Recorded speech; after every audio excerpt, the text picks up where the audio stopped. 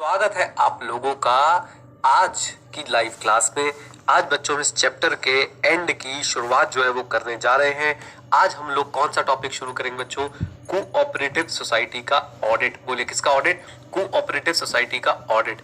अब बच्चों cooperative society, सबसे पहले आपके मन में सवाल आएगा कि ये होता क्या है। तो देखो, it's a form of business organization, और आप भी बोल सकते हो कि फॉर्म ऑफ बिजनेस है, जैसे प्रोप्राइटरशिप है, पार्टनरशिप है, कंपनी है। वैसे ही बच्चों कोऑपरेटिव सोसाइटी क्या है? कम ऑन टेल मी, जल्दी बोलिए। कोऑपरेटिव सोसाइटी एक फॉर्म ऑफ बिजनेस है, एक बिजनेस करने का फॉर्मेट है। Okay, done. अब देखिए इसके अंदर होता क्या क्या है बच्चों। यहाँ पे कॉमन इंटरेस्ट वाले लोग जुड़ते हैं साथ में और म्यूचुअल बेनिफिट्स अचीव करते हैं। कुछ कुछ जो वर्ड्स बोल रहा हूँ ना, उनको ध्यान में रखिए। इस बैकग्राउंड को भूल जाइए बच्चों। मैं आज आपको जो बताऊंगा आपने वो पढ़ना है, मेरे साथ रहना है। हाँ जी, हम लोग क्या करते हैं, कॉमन इंटरेस्ट वाले लोग जुड़ते हैं और म्यूचुअल बेनिफिट जो है वो ढूंढने की कोशिश करते हैं। प्रिंसिपल्स क्या होते हैं इस पर्टिकुलर सोसाइटी के, इस पर्टिकुलर फॉर्म ऑफ बिजनेस के? सबसे पहला प्रिंसिपल बच्चों इसके नाम में ही जुड़ा हुआ है, कोऑपरेशन। राइट, कोऑपरेशन बोले तो म्यूचुअल हेल्प, डेमोक्रेसी से काम होता है, इक्वालिटी से काम होता है। ये इसका प्रिंसिपल है। जनरली आप देखेंगे फार्मर्स मिलके जो है ये सोसाइटी बना लेते हैं, या फिर कभी कभी जब पैसों की जरूरत होती है, कभी किसी के पास ज्यादा पैसे है, कभी किसी के पास कम पैसे हैं, तो वो लोग भी एक क्रेडिट सोसाइटी भी बना सकते हैं। राइट, बिल्कुल नंदनी, सबका साथ सबका विकास, वो यहीं से आया था बेटा, सबका साथ सबका विकास। तो आपके क्रेडिट कोऑपरेटिव्स बन सकते हैं, आपके मार्केटिंग कोऑपरेटिव्स बन सकते हैं जो फार्मर्स को मार्केटिंग में हेल्प करें, आपके प्रोड्यूसर कोऑपरेटिव बन सकते हैं जो प्रोडक्शन करे, छोटे छोटे जो आर्टिस्ट होते हैं, छोटे छोटे जो चीजें होती हैं, उसके केस में जो है आप लोग कोऑपरेटिव सोसाइटी बना सकते हैं। राइट, और फार्मर कोऑपरेटिव्स तो बनते ही रहते हैं कि बहुत सारे फार्मर्स एकजुट होकर छोटी छोटी जमीन जोड़ के बड़ा फार्म बना के बड़ी खेती करके बड़ा पैसा जो है वो कमाने की कोशिश करते हैं।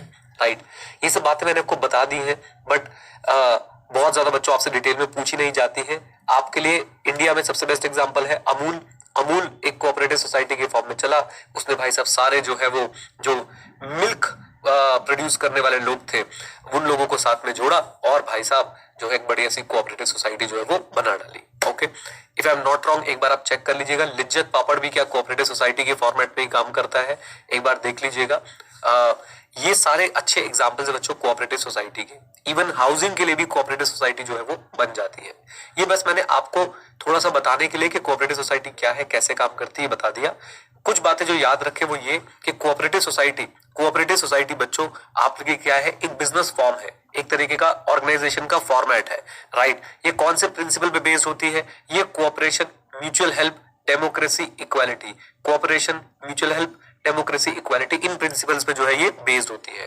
ये क्या करते हैं ये लोग जो है, मेंबर्स के इंटरेस्ट को सर्व करना इनका सबसे इंपॉर्टेंट काम होता है। जो मेंबर्स मिलके कोऑपरेटिव सोसाइटी बनाते हैं उनके इंटरेस्ट को सर्व किया जाता है।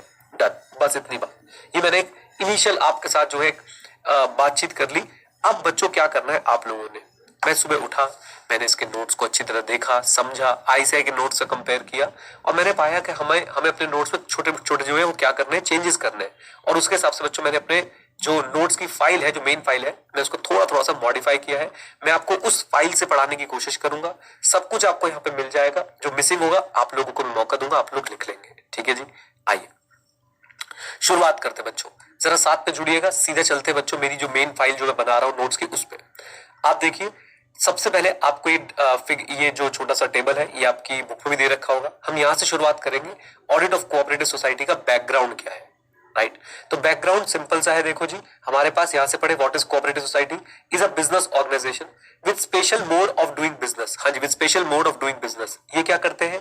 दे pull together all the means of the production cooperatively. मतलब सारे मेंबर्स को एक साथ लेके आते हैं, उनके पास जो रिसोर्सेज होते हैं उनको एक साथ लेके आते हैं और कोशिश करते हैं कि मिडलमैन कौन? जो बिचौलिए होते हैं, जो बीच में कमीशन खाते हैं, मिडलमैन को जो है ये हटा सके, आउटसाइड फोर्सेस को अपने आप को एक्सप्लॉइट करने से रोक सके। आउटसाइड फोर्सेस आप फिर से मिडलमैन का एग्जांपल ले सकते हैं, बड़े बिजनेसमैन का एग्जांपल ले सकते हैं।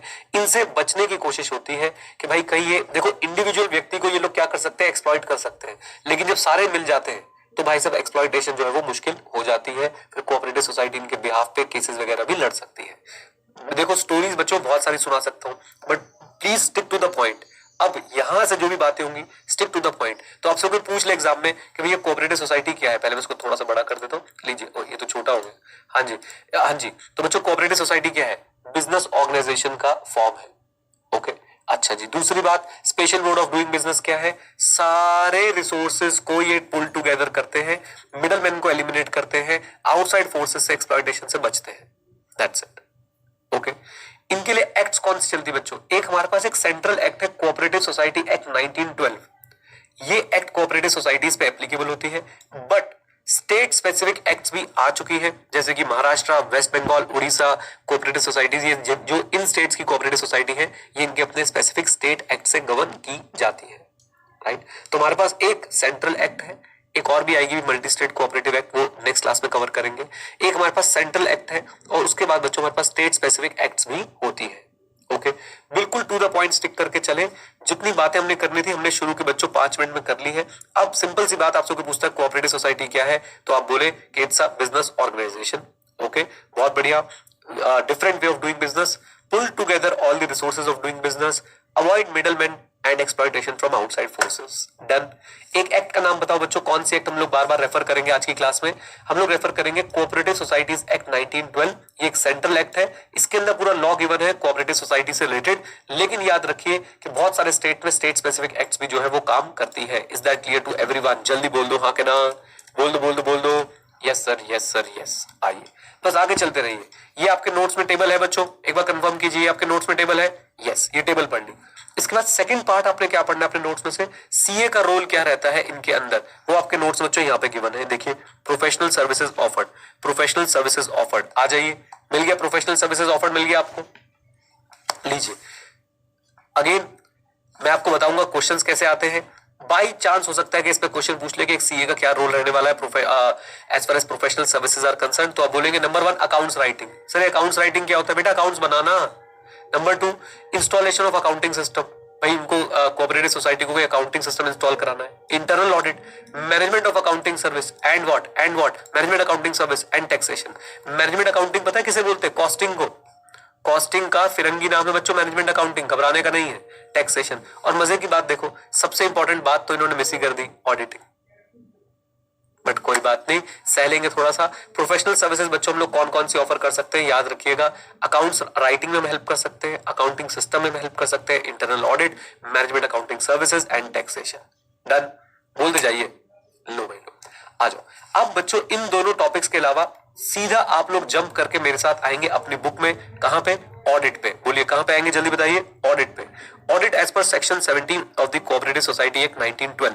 अंधु की आत्मा डाउट नंबर 1 क्या है बेटा? डाउट नंबर 1 जल्दी बोलो, जल्दी बोलो, बोलो बोलो। सेक्शन याद करने हैं क्या हमने? सेक्शन याद करें क्या हम? भाई मैं तो कह रहा हूं प्लीज अगर हो जाए तो कर लेना, गलत मत लिख के आना। मैंने तो अपनी बुक में सेक्शन लिखे भी नहीं है जानबूझ के, कितना प्रेशर बनाऊं तुम्हारे पर, कौन कौन से सेक्शन याद रखोगे बेटा, है ना? तो मैंने कुछ सेक्शन लिखे, वो हो जाए वेरी गुड, नहीं होते हैं कोई बात नहीं, इग्नोर कर दीजिएगा। अच्छा जी, दूसरी बात, फिर से भी एक बच्चे ने बोला सर हमारी बुक में तो ये सीए वाले रोल लिखे ही नहीं है। मैंने दिखाया, मैंने दिखा के बोला कि भाई ये लिखा हुआ है प्रोफेशनल सर्विसेज ऑफर्ड। पता नहीं मैं कहां कमी छोड़ देता हूं, मेरे प्यार में कहां कमी रह जाती है। ये लिखी है बेटा पांचों बातें यहाँ पे कि सीए का क्या रोल रहने वाला है, बस प्रोफेशनल सर्विसेज ऑफर्ड लिखा है। अच्छा जी, इसके बाद बच्चों हम लोग चलते हैं सेक्शन 17 पे, बिल्कुल आपकी किताब में एज इट इज सेम लिखा हुआ है, घबराने की जरूरत नहीं है। लीजिए बच्चों, तो ऑडिट ऑफ कोऑपरेटिव सोसाइटी के बारे में बात करेंगे। किसकी रिस्पॉन्सिबिलिटी होती है? रजिस्ट्रार की। सर ये रजिस्ट्रार कौन है? कौन है ये रजिस्ट्रार? जैसे बेटा आपका कंपनीज एक्ट में रजिस्ट्रार ऑफ कंपनीज होता है, वैसे आपका कोऑपरेटिव सोसाइटी एक्ट 1912 में रजिस्ट्रार ऑफ कोऑपरेटिव सोसाइटी होता है। तो रजिस्ट्रार की रिस्पॉन्सिबिलिटी है कि भाई साहब क्या करवाए? Audit accounts of every registered society annually. पहला करेक्ट इनकरेक्ट, एनुअली, ये मार्क कर लीजिए उसको।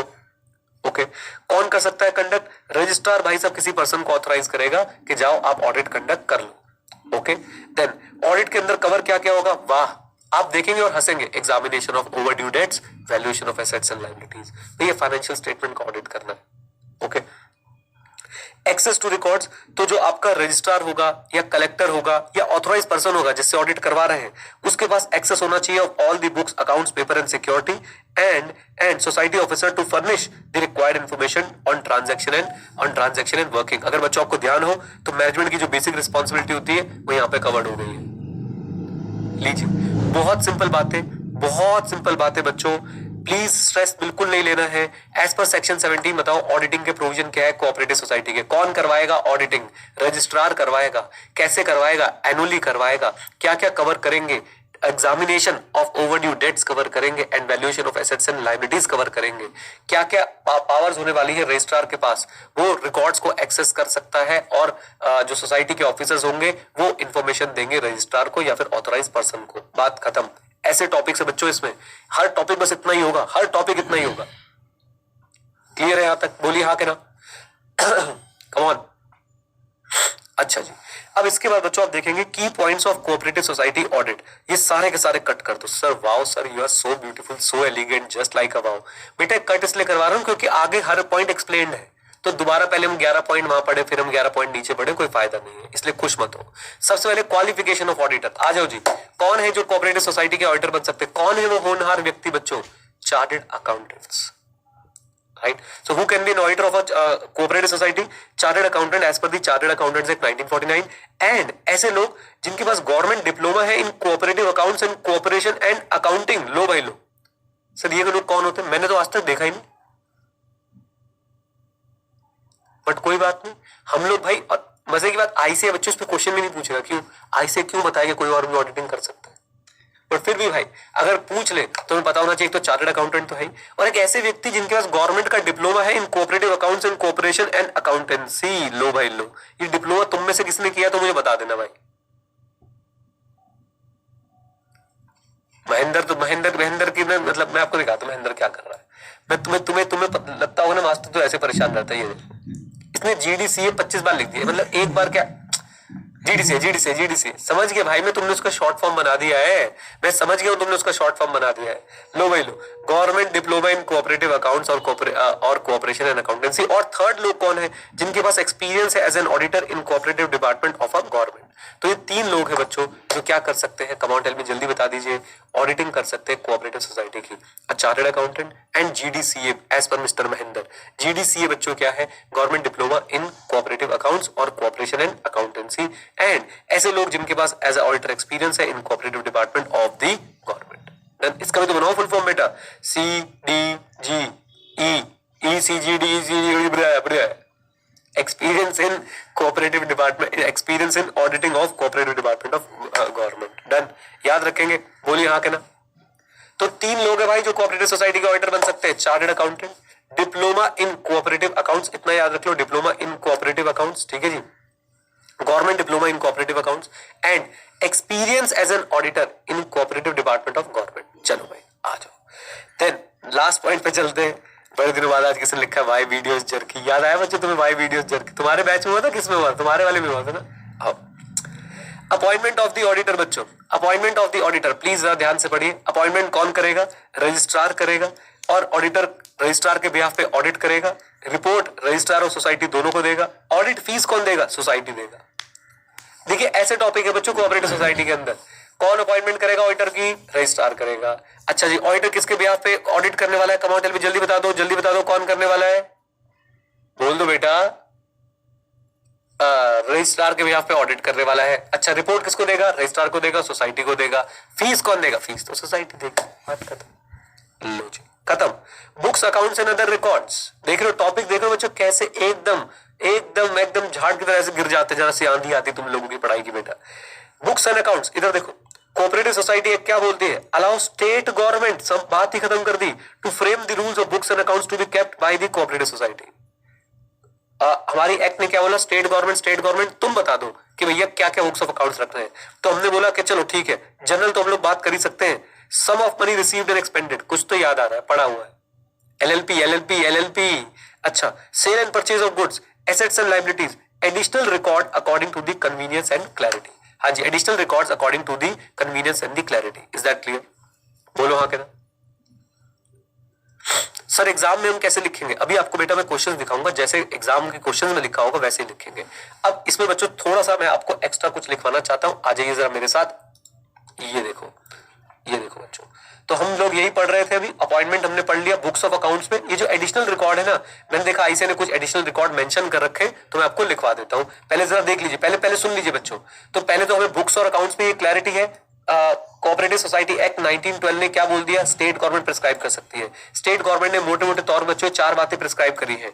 Money received and expended, sales and purchase, assets and liabilities, additional records. अब एडिशनल रिकॉर्ड्स में देखो क्या है? Daily cash sales summary register, debtor collection register, loan recovery register, loan disbursement register. ये प्लीज लिख लीजिए जल्दी से लिख लीजिए, अपनी बुक में लिख लो बेटा, वहीं पे थोड़ी सी जगह होगी। ये 4 बातें लीजिए बच्चों। आप देख रहे हैं टॉपिक्स कैसे बच्चों जल्दी जल्दी खत्म हो रहे हैं इसमें। Restriction on share holding. आपने अगर कंपनीज एक्ट पढ़ी हुई है तो आप लोगों को याद होगा कि भाई साहब ऑडिटर के ऊपर रिस्ट्रिक्शन होती थी। यहाँ तो भैया मेंबर के ऊपर भी रिस्ट्रिक्शन लगा रहे हैं। जो कोऑपरेटिव सोसाइटी का मेंबर है ना, उसके ऊपर भी रिस्ट्रिक्शन है कि आप कुछ पर्टिकुलर अमाउंट से ज्यादा के शेयर्स नहीं रख सकते। Why? Democracy and equality is one of the principle of cooperative society. अगर बच्चों एक बंदे के पास बहुत ज्यादा कॉन्सेंट्रेशन हो जाएगी कोऑपरेटिव सोसाइटी के शेयर्स की, कोऑपरेटिव सोसाइटी की ओनरशिप की, तो फिर वो राज चलाएगा, और राज चलाएगा तो बेटा क्या होगा?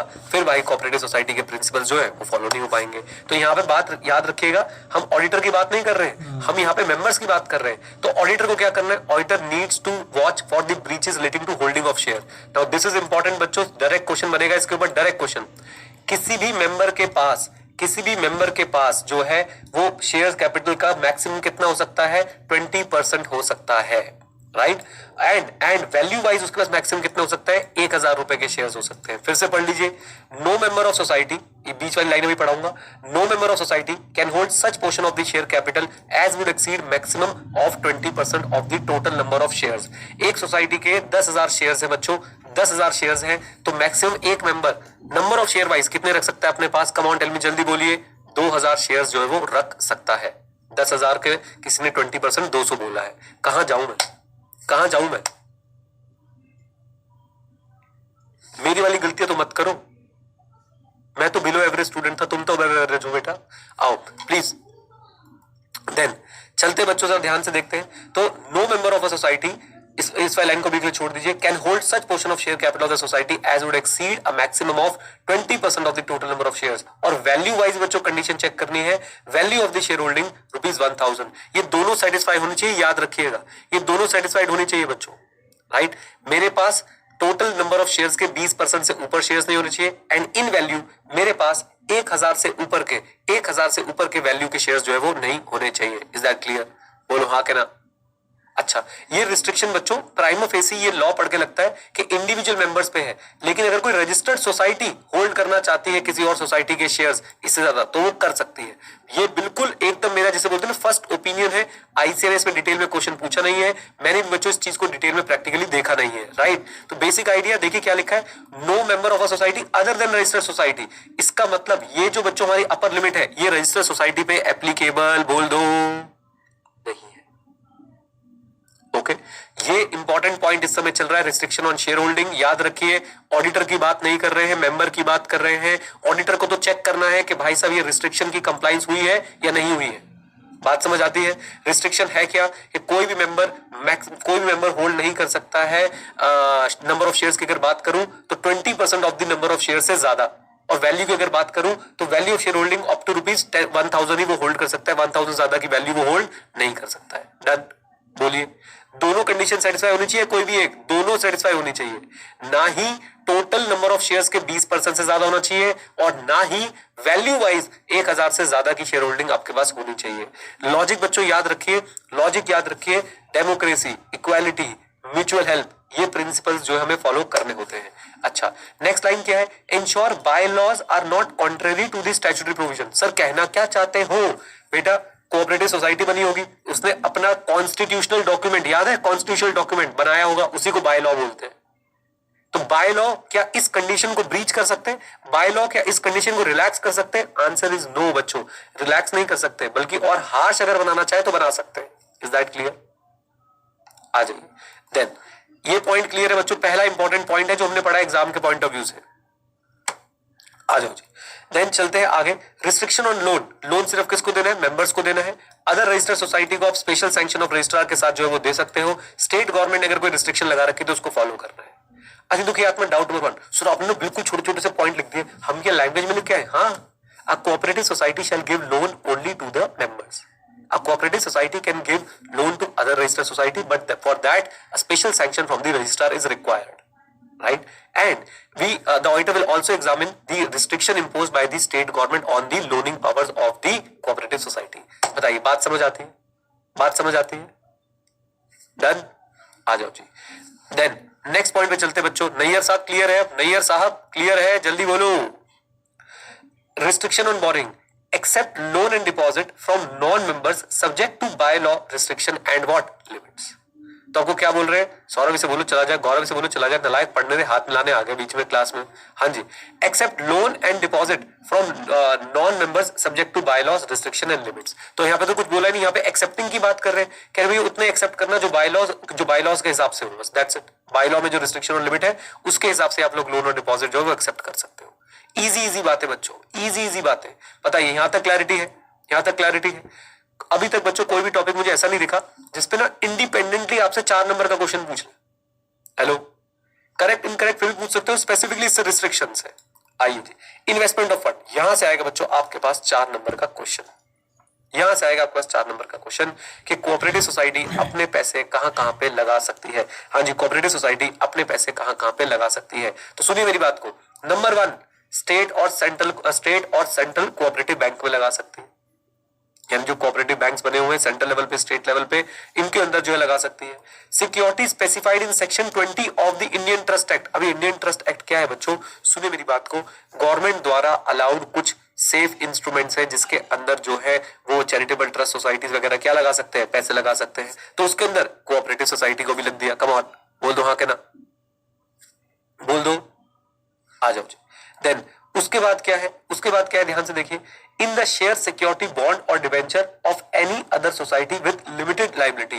क्या कह रहे हैं कि आप किसी और सोसाइटी के शेयर सिक्योरिटी और बॉन्ड्स भी खरीद सकते हो, बट लिमिटेड लाइबिलिटी के साथ। लिमिटेड लाइबिलिटी आप समझ रहे? सोसाइटी विद लिमिटेड लाइबिलिटी मतलब ऐसा ना हो कि भाई कल को पैसे वो मांगने आए तो आपका घर बार भी ले जाए। ओके, तो आपकी liability must be restricted only to the amount of share security bond और डिवेंचर जो आपने खरीदा है। आई होप लिमिटेड लाइबिलिटी का कॉन्सेप्ट आप समझते हैं। Company is a limited liability organisation कि आपसे मैक्सिमम कितना पैसा मांग सकते हैं? जितने के शेयर्स है आपके पास। आ जाइए, ये बात याद रखिएगा। सेक्शन 32 बोलता है कि एक कोऑपरेटिव सोसाइटी कहां पे अपने पैसे इन्वेस्ट कर सकती है? या तो सेंट्रल और स्टेट कोऑपरेटिव बैंक में, या security specified in section 20 of the Indian Trust act में, या फिर share security bond debenture of a society with limited liability में, या फिर किसी और कोऑपरेटिव बैंक में अदर देन सेंट्रल और स्टेट कोऑपरेटिव बैंक जो रजिस्ट्रार ने अप्रूव कर दिया हो। छोटे छोटे कोऑपरेटिव बैंक बच्चों खुल जाते हैं, रीजनल कोऑपरेटिव बैंक भी खुल जाते हैं, उसके अंदर भी आप लोग पैसा जो है वो इन्वेस्ट कर सकते हैं अगर रजिस्ट्रार अप्रूव कर दे। बोलिए कौन अप्रूव कर दे? रजिस्ट्रार अप्रूव कर दे। लीजिए, then other investment instrument as permitted by central और स्टेट गवर्नमेंट। तो लास्ट में जाके आपको बिल्कुल खुला छोड़ दिया कि भैया अगर सेंट्रल और स्टेट गवर्नमेंट कहीं और इन्वेस्ट करने की आपको इजाजत देते हैं तो आप इन्वेस्ट कर सकते हैं। Then in the principal provision relating to investment of funds of cooperative society, Central as well State Act does not mention anything about the investment of reserve fund outside the business specifically. ये क्या होता है अभी आप आगे चल के पढ़ेंगे। कोऑपरेटिव सोसाइटी को बच्चों एक रिजर्व फंड में मैंडेटरी जो है वो क्या करना होता है, पैसा रखना होता है। तो ये कह रहे हैं कि देखो जी बात ऐसी है कि investment of fund of cooperative society को लेके ना ही सेंट्रल एक्ट ना ही स्टेट एक्ट कुछ मेंशन करते हैं about the investment of reserve fund outside the business specifically. यानी कहने की कोशिश हो रही है, आप आगे पढ़ेंगे भी मेरे साथ, कि रिजर्व फंड को आप लोग बिजनेस के लिए ही यूज करने वाले हैं। बोलिए रिजर्व फंड को आप लोग किसके लिए यूज करने वाले हैं? बिजनेस के लिए ही यूज करने वाले हैं। रिजर्व फंड क्या होता है अभी थोड़ी देर में पढ़ने वाले बेटा। कोऑपरेटिव सोसाइटी को रिजर्व फंड बनाना मैंडेटरी होता है। ओके, आप इस पे फोकस करिए कि कहां पे पैसा इन्वेस्ट करने वाले हैं। डायरेक्ट क्वेश्चन पूछेंगे कि बताइए एक कोऑपरेटिव सोसाइटी अपना पैसा कहां पे इन्वेस्ट कर सकती है? सेंट्रल और स्टेट कोऑपरेटिव बैंक में। सेक्शन 20 में जो मेंशन है securities of the Indian Trust Act के 1882 में, उसमें share security bond debenture of other society के अंदर। अच्छा जी, और किसी कोऑपरेटिव बैंक में अदर देन सेंट्रल और state as approved by registrar, other investment instruments. That's it. क्या ये याद रख पाएंगे? जल्दी बोलिए हाँ के ना। That's it. इतना बच्चों क्वेश्चन आपसे पूछा जा सकता है। आज तक पूछा नहीं गया बट फिर मैं इसको प्रोबेबल की लिस्ट में डाल रहा हूं। आ जाओ जी। देन चलते हैं एप्रोप्रिएशन ऑफ प्रॉफिट की तरफ। लीजिए, जैसे मैं आपको बता रहा था, हर कोऑपरेटिव सोसाइटी को एक प्रिस्क्राइब परसेंटेज, बताई भी नहीं हमें, बस प्रिस्क्राइब परसेंटेज ऑफ प्रॉफिट जो है वो ट्रांसफर करनी होती है रिजर्व फंड में बिफोर डिस्ट्रीब्यूशन एज डिविडेंड और बोनस टू दी मेंबर्स। यानी कोऑपरेटिव सोसाइटी प्रॉफिट कमाएगी, प्रिस्क्राइब परसेंटेज रिजर्व फंड में डालेगी, उसके बाद ही वो प्रॉफिट डिस्ट्रीब्यूट कर सकती है, बोनस दे सकती है। That's it. ओके, आ जाइए। कंट्रीब्यूशन टू चैरिटेबल पर्पस, क्या एक कोऑपरेटिव सोसाइटी चैरिटेबल पर्पस के लिए कंट्रीब्यूशन कर सकती है? तो यस कर सकती है, लेकिन उसके लिए क्या लगेगी बच्चों? सैंक्शन ऑफ रजिस्ट्रार लगने वाला है। बोलो क्या लगने वाला है? सैंक्शन ऑफ रजिस्ट्रार लगने वाला है। और उसके बाद वो कितना कंट्रीब्यूट कर सकती है? 10% of the net profit remaining after compulsory transfer to reserve fund for any charitable purpose, for any charitable purposes. बस इतना रख सकते हैं आप लोग, ठीक है जी। याद रखें बच्चों, इस पे क्वेश्चन बनेगा, पक्की बात है कि क्या एक कोऑपरेटिव सोसाइटी चैरिटेबल पर्पस के लिए डोनेट कर सकती है? आंसर इज यस, कर सकती है। सैंक्शन ऑफ रजिस्ट्रार चाहिए और मैक्सिमम कितना? 10% of net profit and that too remaining after compulsory transfer to the reserve fund. हाँ जी, that too remaining after compulsory transfer to the reserve fund. इतना याद रख सकते हैं? बोलिए हाँ क्या ना? अच्छा जी। इन्वेस्टमेंट ऑफ रिजर्व फंड लीजिए। रिजर्व फंड आप लोग किस लिए यूज करने वाले हैं? Use reserve fund in business, invest as per provision of the act और for public purpose promoting the object of the society. इसमें भी क्वेश्चन बन सकता है कि रिजर्व फंड जो है कोऑपरेटिव सोसाइटी किस लिए यूज कर सकती है? पहला ऑप्शन बिजनेस के लिए, या investment as per the provision of the act, या फिर for promoting the objective of the society. For example society का ऑब्जेक्टिव था कि फार्मर्स को जो है लिटरेट बनाना है, फार्मर्स को जो है एजुकेट करना है, तो उस पर्पस के लिए जो है आपकी ये रिजर्व फंड का पैसा यूज किया जा सकता है। That's it. यहां पे बच्चों आप ऐसा एंगल लेते हुए चलो कि आप वो ऑडिटर क्या करेगा? Auditor will check whether the reserve fund has been used only for the specified purposes. What are the specified purposes? Specified purposes are used for the purpose of business, invest in the specified security and used for promoting the object of the society. Done. ये ऐसे ही छोटे छोटे से pointers हैं बच्चों जो आपसे पूछ लेंगे। कंट्रीब्यूशन टू एजुकेशन फंड, आइए कंट्रीब्यूशन टू एजुकेशन फंड क्या है? कोऑपरेटिव सोसाइटी के ऊपर एक लायबिलिटी लगा रखी है कि उन्होंने कंट्रीब्यूट करना है annually towards the education fund of the state federal society, यानी कि जो स्टेट का एजुकेशन का फेडरल सोसाइटी है उसकी तरफ जो है कोऑपरेटिव सोसाइटी ने एनुअली कंट्रीब्यूट ही करना है as per the class of the society. Now what is the class of the society? सुनिए, अभी आप आगे चल के देखेंगे ऑडिटर जो है क्लास अवार्ड करेगा सोसाइटी को ऑडिटिंग के बेसिस पे। ओवरऑल परफॉर्मेंस देखी जाती है। याद रखिएगा बच्चों, गवर्नमेंट ऑडिट की तरह ही है ये मामला।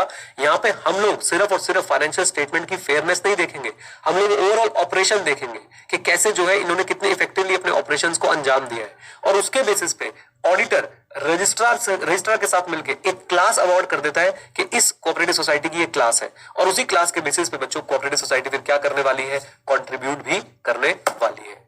ओके और ये मैंडेटरी कंट्रीब्यूशन है, एजुकेशन फंड में जाएगा of the state federal society को। याद रखने वाली बात क्या है? ये बात है अकाउंटेंट के पॉइंट ऑफ व्यू से याद रखने वाली कि जो कंट्रीब्यूशन है it is going to be a charge on profit and not an appropriation. I hope ये डिफरेंस आप समझते हैं, नहीं तो मैं बता देता हूं।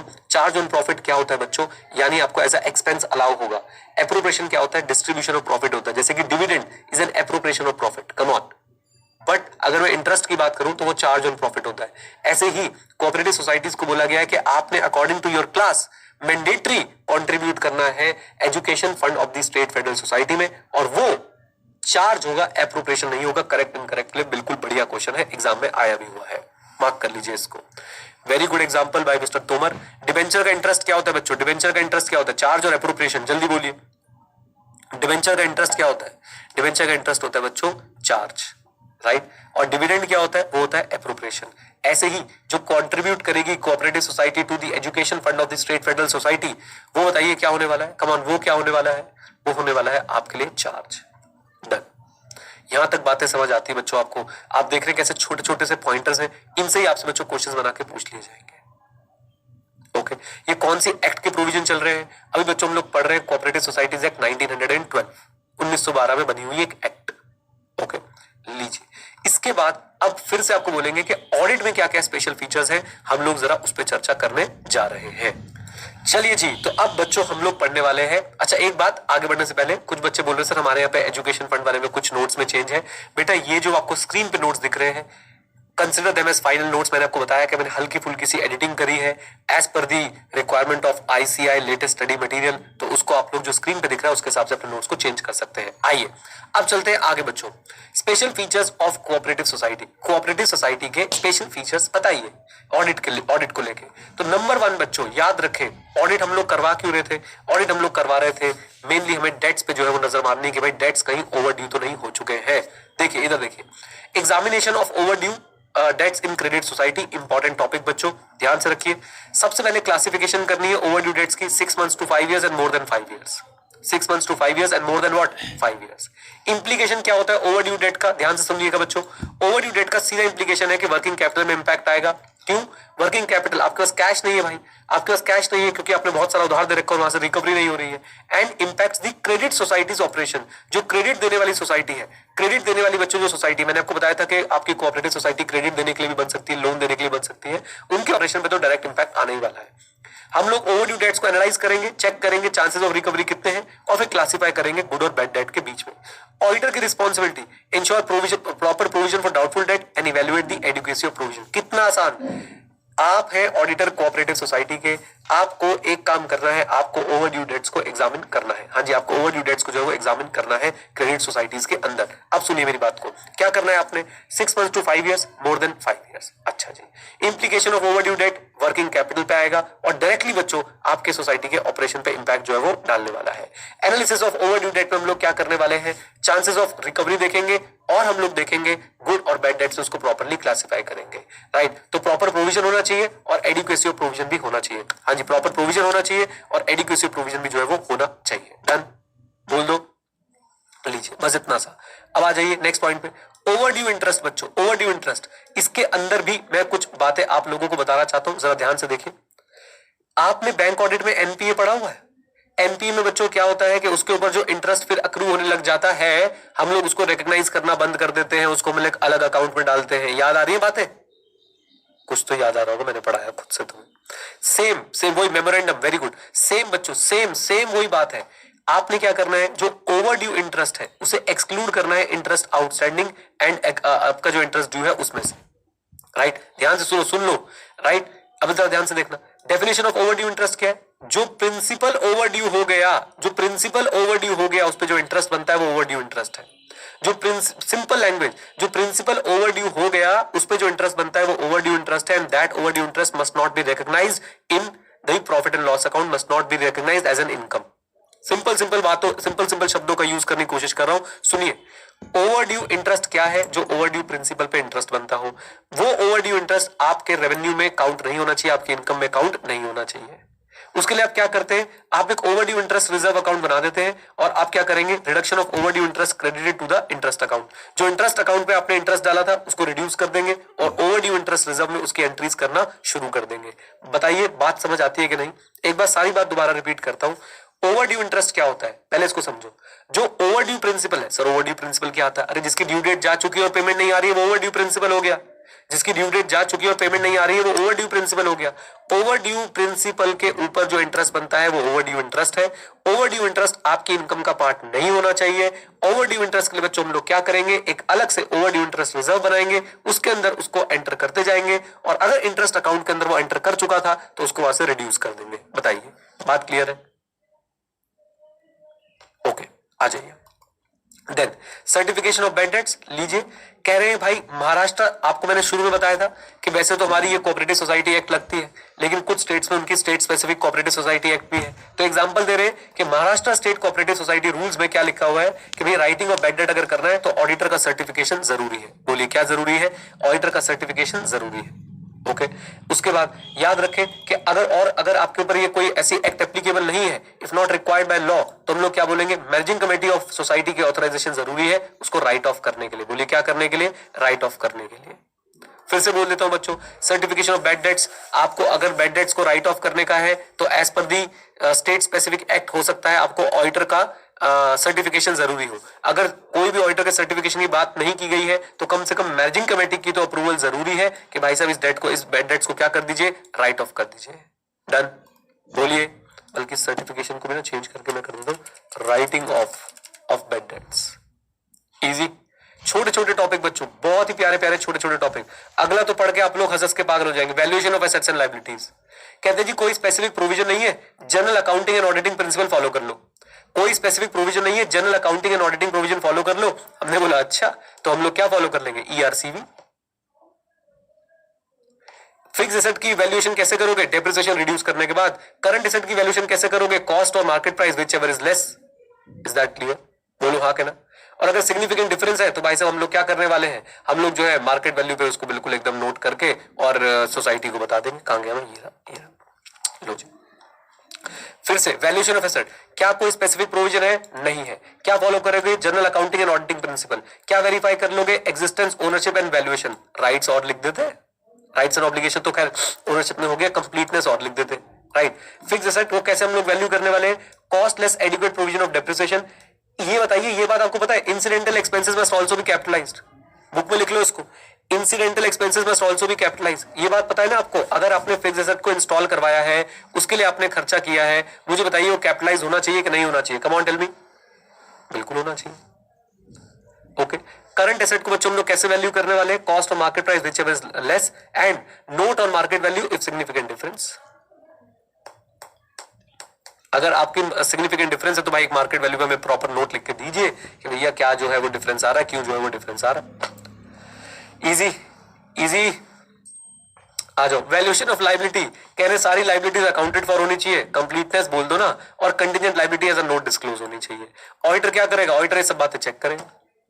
अगर ये ना लिखा होता तो भी बेटा ऑडिटर एसेट्स और लायबिलिटीज के बारे में क्या चेक करता? यही चेक करता, ERCV। Come on, easy easy, जल्दी बोलते जाओ।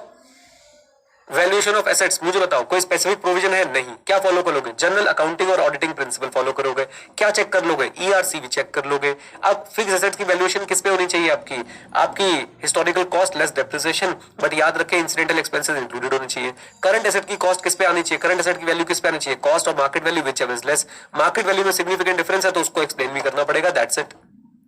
लायबिलिटीज में क्या देखोगे? सारी लायबिलिटीज रिकॉर्ड होनी चाहिए, completeness and contingent liability as a note disclose होनी चाहिए। लो भाई लो, बिल्कुल बेसिक बेसिक बातें बच्चों। पढ़ने में कैसा लग रहा है चैप्टर मुझे ये बताओ। क्या कहीं से भी कोई कॉम्प्लेक्स सिचुएशन आपको नजर आ रही है? मुझे बताओ। मेरे हिसाब से कॉम्प्लेक्सिटी तो बच्चों इसमें बिल्कुल भी नहीं है, बिल्कुल to the point, simple simple सा चैप्टर है। स्कोरिंग चैप्टर बन सकता है अगर आप इसको पढ़ के चले जाए तो। आ जाओ जी, adherence to cooperative principal.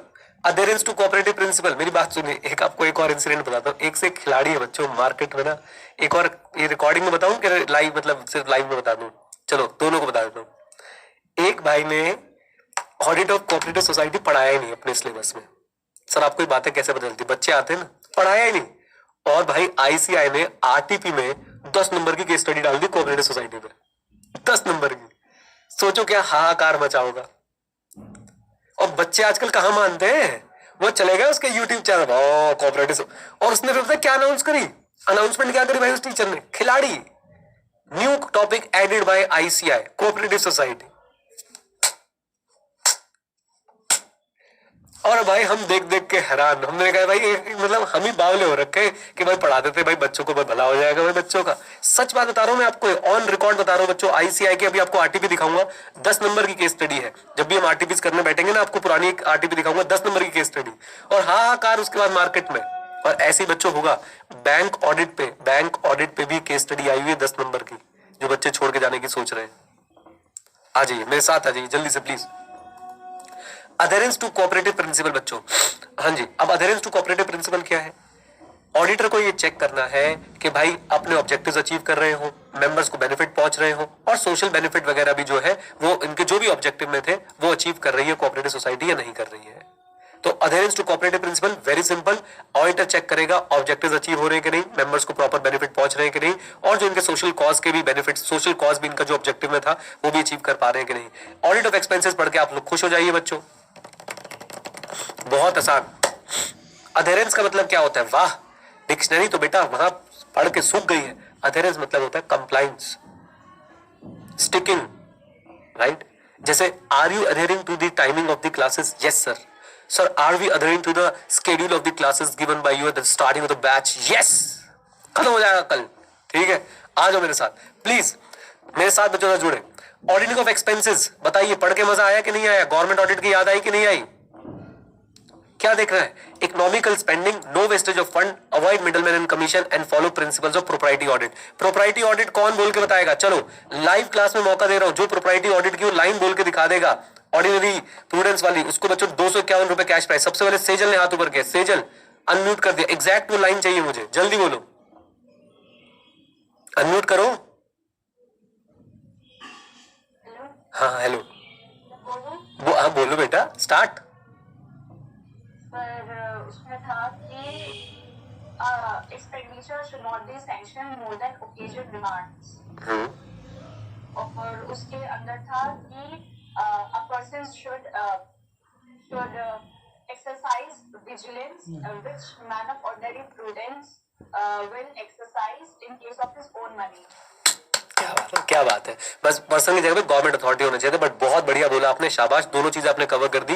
Number 1, occasion की डिमांड से ज्यादा नहीं होना चाहिए, एंड जो स्पेंडिंग हो रही है it should be done in such a way that a man of ordinary prudence would have exercise the same degree of vigilance while spending his own money. बहुत ही बढ़िया सेजल, वेरी गुड।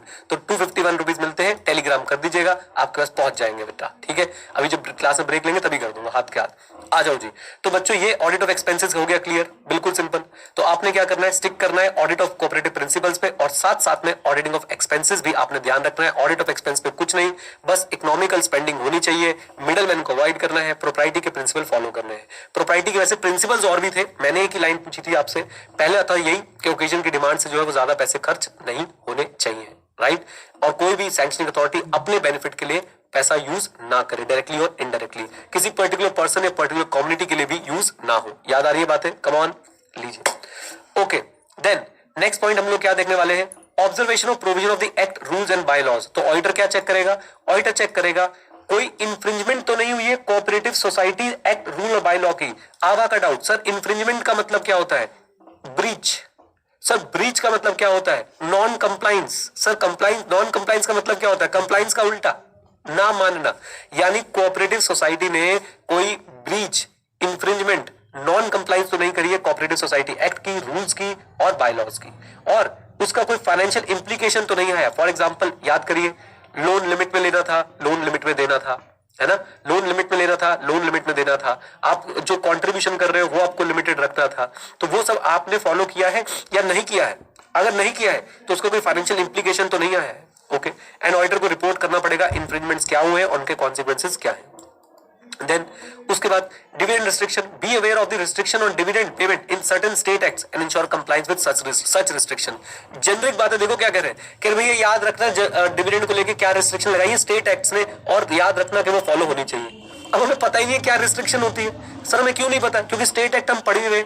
एक restriction बच्चों आपको पता है कि डिविडेंड देने से पहले रिजर्व फंड में पैसा जरूर डालना है, याद है आप लोगों को, बट वो भी, उसका भी जिक्र नहीं है यहाँ पे। बस इतना बोल दिया गया कि आपको याद रखना है कोई रिस्ट्रिक्शन तो नहीं है डिविडेंड पेमेंट को लेके, अगर है तो उनकी कंप्लाइंस होनी चाहिए। इसे बोलते बच्चों जेनरिक ऑडिट। मतलब क्यों, आपको जब प्रोविजन ही नहीं पता स्टेट एक्ट का, आप उसके बारे में कुछ बोल ही नहीं सकते। आप सिर्फ इतना ही बोल सकते हो कि डिविडेंड की रिस्ट्रिक्शन को ध्यान में रखना, उनसे कंप्लाइंस होना चाहिए। डन, बोलिए, आ जाओ जी। देन उसके बाद verification of member register, examination of passbook. ये पॉइंट बच्चों मैंने चेंज किया है, आपकी बुक में डिफरेंट तरीके से आ रहा होगा, मैंने इसको बिल्कुल यहाँ पे चेंज करके लिखा है, थोड़ा सा लैंग्वेज मैंने इजी करी है। आप लोग इसको नोट डाउन कर लीजिए, पहले जल्दी से नोट डाउन कर लो बच्चों इस पॉइंट को, फिर आगे चलते हैं। ये लो नोट डाउन करो जल्दी। हाँ जी कर लिया, नोट कर लिया बच्चों, ये इसको नोट कर लीजिए। मैंने लैंग्वेज आसान करने की कोशिश करी है, कंटेंट को भी आसान करने की कोशिश यहाँ पे जो है वो की गई है। तो सुनिए मेरी बात को, क्या बोल रहे हैं बच्चों यहाँ पे, कह रहे हैं कि ऑडिटर ने एक काम और करना है, मेंबर की पासबुक को एग्जामिन करना है, ताकि लोन एंट्रीज को हम लोग रिव्यू कर पाए, रीपेमेंट्स को हम लोग रिव्यू कर पाए, और साथ साथ में बैलेंस भी कंफर्म हो जाए और बुक कीपिंग एक्यूरेट हो रही है कि नहीं ये भी कंफर्म हो जाए। सिंपल सी बात, डॉक्यूमेंट कौन सा, मेंबर की पासबुक। मेंबर की पासबुक पकड़ी, मेंबर की पासबुक में हमने क्या क्या देख लिया कि भाई साहब ये लोन एंट्रीज जो सोसाइटी क्लेम कर रही है वो वहां पे है या नहीं है, लोन दिया है, लोन मेंबर को दिया है कि नहीं दिया है। फिर उसके बाद रीपेमेंट जो है वो प्रॉपर हो रही है कि नहीं, लोन का बैलेंस, और इसकी वजह से हम ये भी चेक कर सकते हैं कि बुक कीपिंग एक्यूरेट चल रही है या नहीं, यानी अकाउंटिंग प्रॉपर हो रही है या नहीं हो रही है। फिर से बोल देता हूँ, डॉक्यूमेंट कौन सा है, मेंबर की पासबुक। क्या आपने रिव्यू करनी है, लोन एंट्रीज आपने रिव्यू करनी है, रीपेमेंट आपने रिव्यू करनी है, लोन बैलेंस कंफर्म करना है और बुक कीपिंग आपने इंश्योर करनी है। 4 बातें, डन। बोलिए, लो जी लो। मैं इसको ऐसे कर देता हूं, इसको भी एक बार नीचे कर देता हूं। तो review loan entries and repayment, confirm loan balance and ensure accuracy in. आ जाओ जी। ये वो लोन है बच्चों जो मेरे हिसाब से सोसाइटी ने दिए हैं, मेंबर्स को दिए हैं। कौन, सोसाइटी ने किसको दिए, मेंबर्स को दिए हैं। और ऐसे ही लोन आप इसमें कवर कर सकते हो, अगर मेंबर सोसाइटी को लोन दे रहा है आगे मेंबर्स को देने के लिए, वो लोन भी इसके अंदर आ जाएंगे। लीजिए, इन ऑल मेंबर की जो पासबुक है हमें उसको चेक करना है। Special report to the registrar, important important important super important, mark कर लीजिए। डायरेक्ट क्वेश्चन बच्चों इसके ऊपर बनेगा, डायरेक्ट क्वेश्चन इसके ऊपर बनेगा, राइट। कि ऑडिटर स्पेशल रिपोर्ट रजिस्ट्रार को जो देता है उसके बारे में जरा बता दीजिए। याद रखिए बच्चों, अगर सोसाइटी में कोई सीरियस इर्रेगुलरिटी है, सीरियस इर्रेगुलरिटी क्या हो सकती है, एक पर्टिकुलर व्यक्ति सोसाइटी का पूरा पूरा फायदा उठा रहा है जो कि सोसाइटी के बेसिक प्रिंसिपल्स के अगेंस्ट है, इट इज अ सीरियस इर्रेगुलरिटी। कोई बहुत बड़ा फ्रॉड है, सीरियस इर्रेगुलरिटी। तो याद रखिए बच्चों, स्पेशल रिपोर्ट रजिस्ट्रार को कब जाती है, जब सीरियस इर्रेगुलरिटी होती है इन दी सोसाइटी इज वर्किंग। तो हमें क्या करना होता है, ऑडिटर को, हमें ऑडिटर को रजिस्ट्रार को रिपोर्ट देनी है फॉर द नेसेसरी एक्शन। अब ये सबसे इंपॉर्टेंट टॉपिक है कि इंस्टेंसेस बताइए, एग्जांपल्स बताइए, सिचुएशंस बताइए जहां पे स्पेशल रिपोर्ट जाएगी।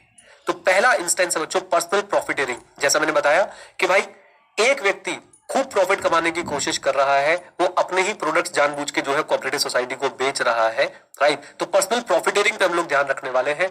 बिल्कुल सही एग्जांपल अश्नीर ग्रोवर। अश्नीर ग्रोवर एक बहुत अच्छा व्यक्ति, मैं तो ये कह रहा था। पर्सनल प्रॉफिटेरिंग बच्चों, भाई तुम्हारा भरोसा नहीं, तुम क्लब निकाल के डाल दो वहां पे। Personal profiteering by managing committee members in society transaction detrimental to the society's interest. Detrimental मतलब हानिकारक, ओके। तो पहला इंस्टेंस, पहला सर्कमस्टेंस बच्चों, पहला सर्कमस्टेंस याद रखिए, पर्सनल प्रॉफिटेरिंग। अगर मैनेजिंग कमेटी का कोई मेंबर पर्सनल प्रॉफिट अर्न कर रहा है कोऑपरेटिव सोसाइटी चलाने से लेके चला के, तो बेटा वो एक सीरियस इरेगुलरिटी है और यहाँ पे ऑडिटर रिपोर्ट देगा रजिस्ट्रार को। फ्रॉड डिटेक्शन, एक्सपेंस में, परचेज में, प्रॉपर्टी में, स्टोर में। एक्सपेंस में कि भाई सब फेक एक्सपेंसेस है, परचेजेस बहुत ज्यादा वैल्यू पे परचेज कर रखी है, प्रॉपर्टी दिखा रखी है लेकिन भाई सोसाइटी के पास एक्चुअली में एग्जिस्ट नहीं करती है। स्टॉक एंड स्टोर्स, यानी कि आप स्टोर्स में जो है बहुत ज्यादा वैल्यूएशन में डिफरेंस आ रहा है, या फिजिकली आपके पास इन्वेंट्री एग्जिस्ट नहीं करती है, इसमें डिफरेंस आ रहा है। तो इस तरह का अगर कोई फ्रॉड मिलता है, डायरेक्ट रिपोर्ट करेंगे किसको, कमॉन डायरेक्ट रिपोर्ट करेंगे किसको, जल्दी बोल दो, रजिस्ट्रार को। मिसमैनेजमेंट, आपके नोट्स में एक लाइन लिखी हुई है, मैंने उसे इग्नोर कर दिया है। मिसमैनेजमेंट का मैं आपको एक एग्जांपल दे देता हूं बच्चों, इधर देखिए जरा, फोकस कीजिए। फॉर एग्जांपल, सारे एक्सपेंसेस जो है वो कम से कम 2 लोगों से of the managing committee approve होने चाहिए, अब वो नहीं हो रहे। और ऐसा एक बार नहीं, ऐसा हर एक्सपेंस पे था कि अप्रूवल चाहिए था लेकिन अप्रूवल नहीं है। It's an example of what, mismanagement, right. तो मिसमैनेजमेंट के केस में भी ऑडिटर जो है वो क्या कर देगा, ऑडिटर जो है वो क्या कर देगा, रिपोर्ट कर देगा रजिस्ट्रार को। अर्बन कोऑपरेटिव बैंक, अगर बच्चों कोई अर्बन कोऑपरेटिव बैंक है तो ध्यान से देखिए, बैंक खोला है और disproportionate advances to the vested interest group, मतलब किसी बैंक ने टोटल 100 करोड़ का लोन दे रखा है, 95 करोड़ सिर्फ एक ही व्यक्ति को दे रखा है, तो डिस्प्रपोर्शनेट एडवांस दे रखा है किसको, वेस्टेड इंटरेस्ट ग्रुप को। हेलो, डेलिब्रेट नेग्लिजेंस इन रिकवरी, अब भाई साहब कोई बंदा पैसे नहीं दे रहा है तो बैंक को रिकवरी के स्टेप्स लेने चाहिए, लेकिन बैंक वाले क्या कह रहे हैं, कोई बात नहीं, आओ आराम से चाय वाय पीते हैं, यानी कि नेग्लिजेंट है, रिकवरी नहीं कर रहे हैं भाई साहब। और तीसरा, reckless advancing with इनएडिक्वेट security and safeguard. Reckless advancing क्या होता है, इधर देखो बेटा, रेकलेस एडवांसिंग मतलब क्रेडिट वर्दीनेस चेक नहीं करते हो, डॉक्यूमेंट प्रॉपर लेते नहीं हो, उसका बैकग्राउंड चेक नहीं करते हो, उसकी रीपेमेंट कैपेसिटी चेक नहीं करते हो, उससे सिक्योरिटी नहीं ले रहे हो, राइट। तो रेकलेसली मतलब केयरलेसली आप लोग जो है एडवांसिंग करे जा रहे हैं, कोई सिक्योरिटी और सेफगार्ड ले नहीं रहे हैं। बताइए, ये बातें आपको समझ में आती है। पीएमसी कोऑपरेटिव बैंक का एग्जांपल आप यहाँ पे कोट कर सकते हैं, बहुत बच्चों को नहीं पता होगा, एक बार पढ़ के देखिएगा, उसके बारे में मजा आएगा। आइए, इन पहले तो बच्चों ये बताओ, टॉपिक क्लियर है वाला, special report to the registrar. Come on, special report to the registrar कब जाएगी, जब सीरियस इरेगुलरिटी होगी। क्यों जाएगी, ताकि रजिस्ट्रार एक्शन ले सके। इंस्टेंसेस बताइए मुझे, इंस्टेंसेस बताइए बच्चों कितने हैं, 4 इंस्टेंसेस मुझे बता दो बेटा। सबसे पहले पर्सनल प्रॉफिटेरिंग, मैनेजिंग कमेटी पर्सनल प्रॉफिटेरिंग कर रही है जो कि इंटरेस्ट ऑफ द सोसाइटी में नहीं है। फ्रॉड डिटेक्शन, एक्सपेंस में, परचेज में, प्रॉपर्टी में, स्टोर में। मिसमैनेजमेंट का एग्जांपल क्या होता है कि भाई साहब आप सोसाइटी की गाइडलाइंस को, सोसाइटी की पॉलिसीज को फॉलो नहीं कर रहे हैं।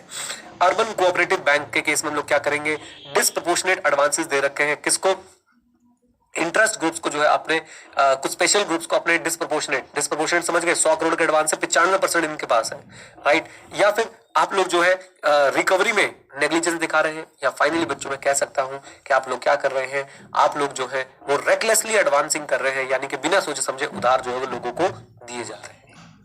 डन, बोलिए, आ जाओ जी। लास्ट और सेकंड लास्ट पॉइंट बच्चों हमारे लिए, अगेन ये भी इंपॉर्टेंट है, ध्यान से पढ़िएगा।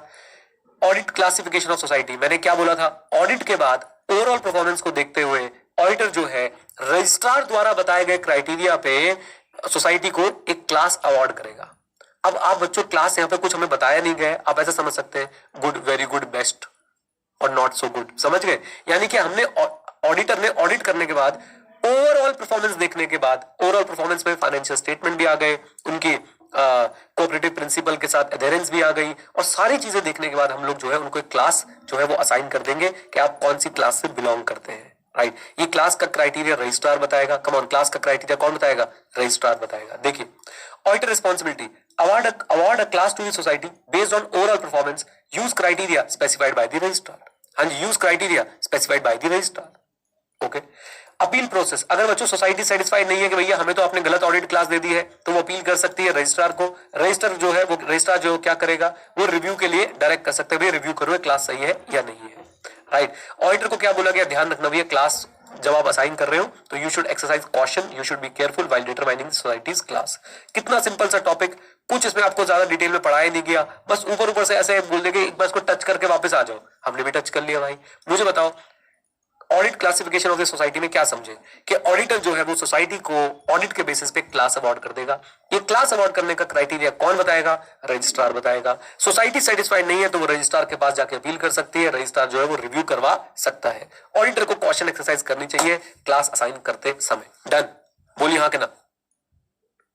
लीजिए, देन इसके बाद नेक्स्ट पॉइंट पे चलते हैं। Discussion of draft audit report with managing committee. Again this is also important topic, इसे इंपॉर्टेंट मार्क कर लीजिए बच्चों। Discussion of draft audit report with managing committee. आपसे एग्जाम में बच्चों ऐसे भी क्वेश्चन पूछे गए हैं, सुनिएगा मेरी बात को। हमने जो ऊपर जितने पॉइंट्स पढ़ के आए ना, इसमें से कोई 2 पॉइंट पे एक्सप्लेनेशन दे दो, ऐसा क्वेश्चन पूछ लिया ICAI ने। तो उसमें से एक पॉइंट ये था कि discussion on draft audit report with the managing committee. तो सुनिए, मैनेजिंग कमेटी को बच्चों अगर मैं जनरल टर्म्स में बोलूं, ऑडिट के टर्म्स में जनरली बोलूं, तो बताइए क्या बन गए, जल्दी बोलिए। ऑडिट का जनरल टर्म यूज करो इनके लिए। Come on, very good Radhika, शाबाश। वरुण बहुत बढ़िया, सत्य प्रकाश बहुत बढ़िया। ये बन गए बेटा TCWG, governing body, managing committee. इन लोगों को हम क्या बुलाते हैं? TCWG। तो आप लोगों को 450 का फ्लो याद है ऐसे 450 का? भैया ऑडिट रिपोर्ट इश्यू करने से पहले एक बार बैठोगे ना इनके साथ, TCWG के साथ। कम ऑन, बस वही हो रहा है। इधर देखिए, ऑडिटर रिस्पॉन्सिबिलिटी, रिक्वेस्ट करेगा सेक्रेटरी को to convene a managing committee meeting to discuss the draft audit report with the committee. तो आपने क्या करना है, सेक्रेटरी बाबू को, सेक्रेटरी कौन, जो आपके सोसाइटी के सेक्रेटरी हैं, आपने उनको रिक्वेस्ट करना है। अब मुझे पता है आपके कुछ तारक मेहता के एग्जाम्पल चल रहे होंगे, तभी तुम थोड़ा मंद मंद मुस्कुरा रहे हो। भाई मुझे नहीं पता उस सीरियल के बारे में कुछ भी, मैं बता रहा हूँ। अब तुमने इतने उसकी वो बना दी है। हाँ देखो, आग मेरे को पता था तभी तुम लोग मुस्कुरा रहे। भीड़े भीड़े कुछ लिख के आ रहा है, भीड़े भीड़े भीड़े कुछ लिख के आ रहा है भाई। आत्माराम तुकाराम भीड़े, जो भी है, मैं समझ गया तुम्हारी मुस्कुराहट से। मैं समझ गया था कि तुम्हारे मन में एग्जाम्पल चल रहे हैं, तभी मैंने बोल दिया। आई विल सी दिस, पक्की बात है। और मैं कोशिश करूंगा बच्चों आपको इसके भी एग्जाम्पल दे दूं मैं। अब वो अगले बैच में हो पाएगा, इस बैच में तो नहीं हो पाएगा। अब सुनिए मेरी बात को प्लीज ध्यान से बच्चों। तो ऑडिटर की रिस्पॉन्सिबिलिटी है, सेक्रेटरी को रिक्वेस्ट करो कि भैया मीटिंग बुला लो मैनेजिंग कमेटी की, जिसमें हम लोग ड्राफ्ट ऑडिट रिपोर्ट डिस्कस करेंगे। Importance of discussion, avoid finalising audit report without committee input. कि आपको कमेटी का इनपुट जरूर लेना चाहिए ऑडिट रिपोर्ट फाइनलाइज करने से पहले। कोई माइनर इरेगुलरिटीज है तो उनको वहीं पे सेटल और रेक्टिफाई कर लिया जाए, और पॉलिसी मैटर को डिटेल में डिस्कस किया जाए। अभी पॉलिसी मैटर क्या होते हैं, जैसे बच्चों एक्सपेंडिचर अप्रूवल प्रोसेस क्या है, लोन अप्रूवल प्रोसेस क्या है, लोन गिविंग क्राइटेरिया क्या है, these are the policy matters. और अगर इनके अंदर इरेगुलरिटी है तो उनको बड़ी डिटेल में डिस्कस करना चाहिए। डन, बोलो हाँ कहना, क्लैरिटी लीजिए। तो आपको क्या करना है, ऑडिटर को ऑडिट रिपोर्ट को डिस्कस करना है मैनेजिंग कमेटी से। और याद रखिए ड्राफ्ट ऑडिट रिपोर्ट है, यानी कि अभी फाइनलाइज नहीं हुई है। सेक्रेटरी को रिक्वेस्ट करो मीटिंग बुलाओ ताकि हम लोग ऑडिट रिपोर्ट का ड्राफ्ट डिस्कस कर पाए। याद रखें बच्चों, फाइनलाइज ना करें without committee approve, without committee input. Minor irregularity को वहीं पे ठीक कर ले, और पॉलिसी मैटर को डिटेल में जो है वो क्या कर ले, डिस्कस कर ले। डन, लीजिए एक बार बच्चों मैं आपको इसके क्वेश्चन भी दिखा देता हूं, ताकि आपकी आत्मा और मेरी आत्मा, हम दोनों की आत्मा को शांति मिल जाए। अभी तक जो हमने पढ़ा उसमें से क्या क्वेश्चंस आते हैं, नाराज मत होइएगा, दिखा रहा हूं बट बिल्कुल नाराज मत होइएगा। बात यह कि अभी तक जो पढ़ा उसमें से कम क्वेश्चन आते हैं बच्चों, और जो पढ़ने वाले उसमें से ज्यादा क्वेश्चन आते हैं। हाय सर, दिल सा तोड़ दिया आपने हमारा। बेटा तुम्हारा दिल तो कम टूटता होगा, मेरा सोचो ना, मेरे बारे में कभी सोच लिया करो। आओ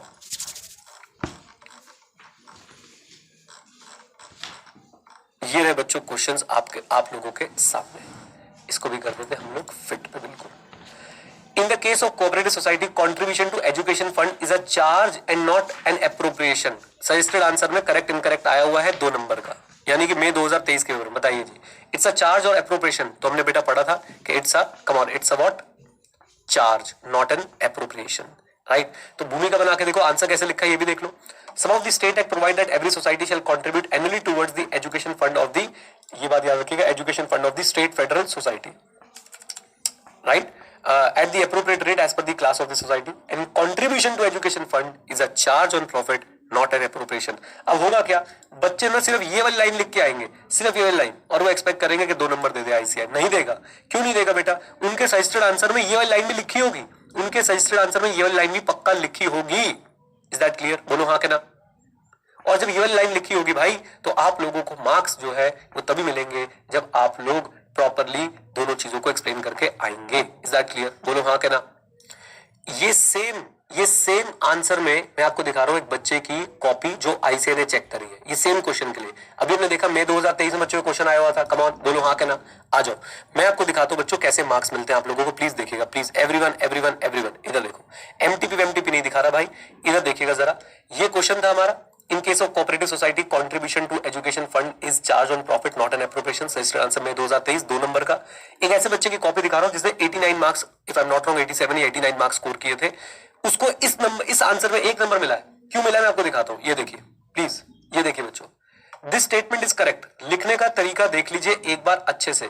दिस स्टेटमेंट इज करेक्ट। अच्छा जी, हमारा भी आंसर क्या था? करेक्ट। आपने बच्चों हमेशा करेक्ट इनकरेक्ट में स्टेप 1 तो यही लेना है, दिस स्टेटमेंट इज करेक्ट। और फिर आप देखिए, cooperative society have to contribute some amount of its profit to education fund and such contribution is a charge against profit and not appropriation of profit। आप ध्यान से देखिए बच्चों, इनको 1G स्टेप 1 में 0 मार्क्स मिले हैं। 1G हो गया, मतलब क्वेश्चन 1 का G पार्ट, और आपका 1G स्टेप 2 में 1 मार्क मिला है। यानी स्टेप 2 पता है क्या होगा कि भाई charge against profit not an appropriation, ये बात आपको लिखनी थी, राइट। लेकिन स्टेप 1 पता है बच्चों क्या होगा? ध्यान से देखिए बच्चों, सजेस्टेड आंसर का आपको मैं क्वेश्चन दिखा रहा हूं। Some of the state act provide that every society shall contribute annually towards education fund of the, ये आपका स्टेप 1 है, education fund of the state federal society at the appropriate rate as per the class of the society. ये step 1 है, ये बच्चों आपका step 2 है, right. इसके लिए आपको 1 नंबर मिला है और इसके लिए आपको एक और नंबर मिला है, यानी टोटल मिला के 2 नंबर। हेलो, इसके लिए कुछ नहीं मिला है तुम्हें, कहीं सोचो करेक्ट लिखने के लिए नंबर मिले हैं। लड्डू मिला है तुम्हें बेटा करेक्ट लिखने के लिए। और this person scored, if I am not wrong, 87 या 89 मार्क्स थे बच्चों इस बच्चे के। ओके, तो इस बात को समझे, इस बात को बच्चों समझे कि आपको जब लिखना है तो सोच समझ के लिखना है। आपको आईसीआई की तरह बच्चों ये देखना है कि मार्किंग स्कीम कैसे काम करती है आईसीआई की। ओके, बोल दो हाँ कहना। चलिए जी, हाँ जी। एक बच्चा कह रहा है मुझे लगा कि 1 मार्क होता है करेक्ट लिखने का, लड्डू होता है बेटा करेक्ट लिखने का, लड्डू। करेक्ट और इनकरेक्ट लिखने कोई मार्क्स नहीं है, आपको ये समझाना था। अब देखिए यहाँ पे अगर मैं ध्यान से देखूं, यहाँ पे अगर बच्चों में ध्यान से देखूं, यार ये आना नहीं चाहिए था, पता नहीं उसकी डिटेल तो नहीं आ गई बच्चे की, इसको मैं बंद कर देता हूँ। यहाँ पे बच्चों अगर मैं ध्यान से देखूं, प्लीज फोकस कीजिएगा। यहाँ पे अगर मैं ध्यान से देखूं तो क्या हुआ है, यहाँ पे बच्चों इन्होंने ये तो लिख दिया, have to transfer contribute some amount vague हो गया of its profit to education fund. और इस लाइन को देखिए बच्चों कितना डिफरेंस है कि भाई education fund of state federal society में appropriate rate as per the class of society. Done, बोलो हाँ कहना, राइट। और साथ साथ में एनुअल वर्ड पता नहीं उसने लिखा है कि नहीं लिखा है। ये छोटी छोटी चीजें बच्चों आपको जो है वो मार्क्स दिलाएंगी। ओके, बोल दो, आ जाओ जी प्लीज, एक बार चेक कर लीजिएगा, एनुअली मैंने पढ़ा नहीं था। Cooperative society has to contribute some amount of its profit to education fund, annually missing है and contribution is charged against the profit। देखो इसका ये स्टेटमेंट सही होगी, इसको 1 नंबर मिल गया। अगर ये स्टेटमेंट सही ना होती भाई साहब कोई नंबर ना मिलता। डन, चलिए ये लीजिए, ये हो गया बच्चों हमारा छोटा सा डिस्कशन क्वेश्चन के ऊपर भी। और क्या क्वेश्चन पूछे हुए हैं देखिए जरा। You are appointed as the auditor of cooperative society, state the special feature of the cooperative society audit to be borne in mind by the auditor concerning audit classification of the society and discussion of the draft audit report with the managing committee. Classification के बारे में मैंने आपको बताया था कि क्या करेंगे, ऑडिटर जो है ऑडिट के बाद ओवरऑल परफॉर्मेंस को ध्यान में रखते हुए कोऑपरेटिव सोसाइटी को एक क्लास जो है वो असाइन कर देगा। और उसका क्राइटेरिया कहां से आएगा बेटा, उसका क्राइटेरिया कहां से आएगा, come on tell me, registrar से आएगा। अगर सोसाइटी सेटिस्फाइड नहीं है तो वो रजिस्ट्रार को क्या कर सकती है, वो रजिस्ट्रार को अपील कर सकती है इस बात के लिए। कम ऑन, बोल दो हाँ के ना, राइट। और रजिस्ट्रार जो है फिर इसके लिए क्या कर सकता है, रिव्यू करवा सकता है। और ऑडिटर को केयरफुल रहना है while making a decision about the class of the society. Done. और discussion of draft audit report, क्या बच्चों ये भी मैंने आपको पढ़ा दिया था? जल्दी बोलिए हाँ के ना। बिल्कुल पढ़ा दिया था। Discussion of draft audit report में क्या था बच्चों, याद करके बताइए कि देखो जी, आप ऑडिट रिपोर्ट फाइनलाइज करने से पहले उस पर डिस्कशन करेंगे मैनेजिंग कमेटी के साथ। सेक्रेटरी को रिक्वेस्ट करेंगे कि एक मीटिंग बुलाओ मैनेजिंग कमेटी के साथ, ड्राफ्ट ऑडिट रिपोर्ट को हमें क्या करना है, डिस्कशन करना है। रिपोर्ट कभी भी फाइनलाइज नहीं होनी चाहिए विदाउट डिस्कशन। माइनर इरेगुलरिटीज को वहीं पे सेटल कर लोगे और पॉलिसी मैटर को डिटेल में डिस्कस कर लोगे। Done done. लीजिए बच्चों, सर क्लासिफिकेशन क्यों करते हैं हम सोसाइटी की? एक बच्चे ने पूछा क्लासिफिकेशन का ऑब्जेक्टिव बता दो। बेटा ऑब्जेक्टिव एज सच कुछ ऐसा ऑब्जेक्टिव नहीं है, बट ये है कि भाई आप ये देखना चाहते हो कि जैसे आपको मार्क्स मिलते हैं ना, एक ग्रेड्स मिलते हैं ना, ए बी सी, बस वही है कि भाई कोऑपरेटिव सोसाइटी ओवरऑल कैसा परफॉर्म कर रही है, दैट्स इट। ओके, लीजिए यहां तक की बातें बच्चों क्लियर है? जल्दी बताओ मुझे, कम ऑन। लो भाई, ये हमारा आज का टास्क जो हो जाता है कंप्लीट यहाँ पे। अब हम करते हैं जल्दी से क्विकली रिवीजन।